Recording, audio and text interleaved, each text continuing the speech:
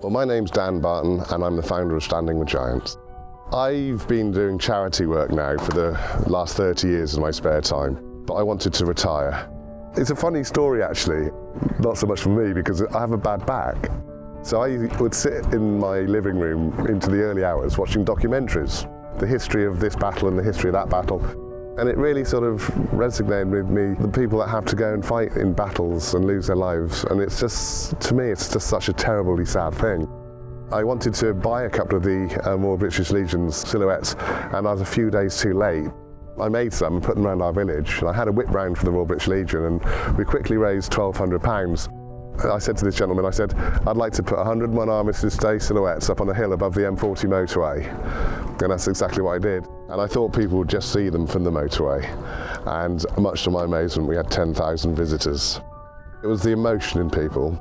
People come out to the installations and they start to grieve.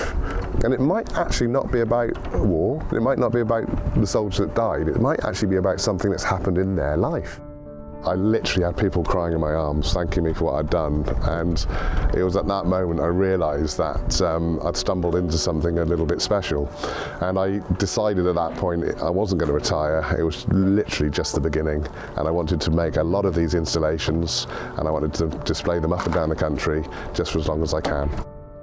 I knew the Falklands 40th was approaching. And I remember as a child, when I was about 12 years old, rushing home from school.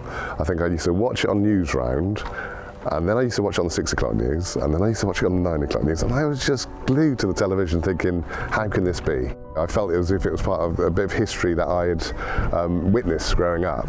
You know, I thought, well, actually, I'm making my Standing with Giants anyway, and it would be really nice to do something for the Falklands 40th. And so I got in contact with the Falklands government. So we made over 3 months, I think it took, 258 figures, and we sent them to the Falkland Islands.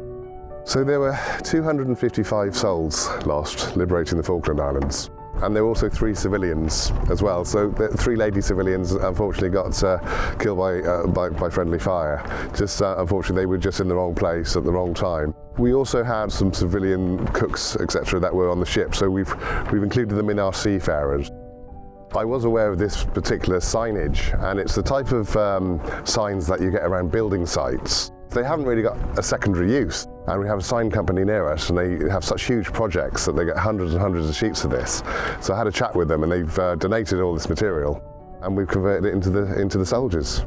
We cut them out by hand with a handheld jigsaw, and we do it in this way so that other people can participate, so we get all different groups to come and help. Obviously the installation takes up a lot of space. We have templates and we drill into the ground. Now mostly that's just into soil, so it's not too difficult, but this has actually been one of the most challenging sites.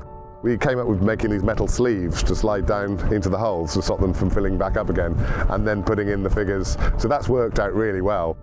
So then we just rely on the volunteers, and it's a fairly quick learning curve, and everyone just pulls together and we get the job done.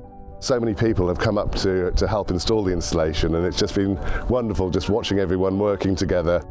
So we're absolutely delighted to have our installation at Fort Nelson this year. Portsmouth historically had such a link with the ocean, so it's a real honour to be here. We've been contacted by various veterans, a lot of them just thanking us. And then some have come to visit, just to give a hand or tell us a bit of a story and tell us what happened to them. So it really has been a huge learning experience for myself. What I'd love is for Standing with Giants to be embraced by the nation. We had an awful lot of people go to war, so we can have the freedoms we have today. So what I'm trying to do is a mobile national tribute to our fallen. And it's just to really honour them, to say thank you.